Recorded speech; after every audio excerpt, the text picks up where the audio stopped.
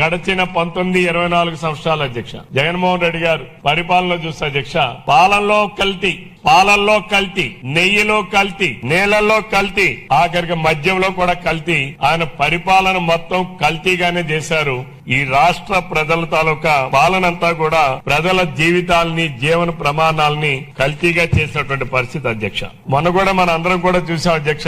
ఆయన 6 నెలల తర్వాత సభకు వచ్చి 11 నిమిషాలు మాత్రమే సభలో ఉన్నారు అధ్యక్ష. ఆయన వచ్చేటప్పుడు ప్లే కార్డులు ప్రదర్శించుకొని వచ్చారు అధ్యక్ష.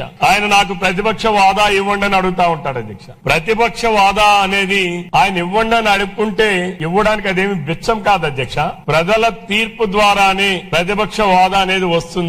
ప్రజాస్వామ్యంలో ప్రజల తీర్పు ద్వారా ప్రతిపక్ష హోదా రావాలే తప్ప వేరొక మార్గం లేదు అధ్యక్ష. ఈ రోజు భారతదేశంలో అనేక రాజకీయ పార్టీలు ఉన్నాయి అధ్యక్ష. ప్రాంతీయ పార్టీలు ఉన్నాయి, జాతీయ పార్టీలు ఉన్నాయి. అనేక ప్రాంతీయ పార్టీలకి, జాతీయ పార్టీలకి ఒకనాడు అధికారంలో వచ్చాయి, అధికారం ఇచ్చారు ప్రజలు, ఇంకోసారి ప్రతిపక్షం ఇచ్చారు అధ్యక్ష. ప్రతిపక్ష హోదా కూడా ఇచ్చారు అధ్యక్ష. ఒక్కొక్కసారి ప్రతిపక్ష హోదా కూడా లేనటువంటి పరిస్థితులు కూడా ఉన్నాయి అధ్యక్ష. కానీ భారతదేశంలో తెలుగుదేశం పార్టీ ఒక్కటే వ్యవస్థ. తెలుగుదేశం పార్టీ స్థాపించిన నుంచి నేటి వరకు కూడా అధ్యక్ష అధికార పార్టీగా గాని లేదా ప్రతిపక్ష హోదా కలిగిన పార్టీగా గాని ఆంధ్రప్రదేశ్ రాష్ట్ర ప్రజలు ఉమ్మడి రాష్ట్రంలో గాని ప్రత్యేకమైనటువంటి రాష్ట్రంలో గాని భారతదేశంలో ఒకే ఒక్క పార్టీ తెలుగుదేశం పార్టీకి మాత్రమే ఎప్పుడైనా సరే అధికార పార్టీగా గాని ప్రతిపక్ష హోదా పార్టీగా గాని ఇచ్చినటువంటి సందర్భం అధ్యక్ష.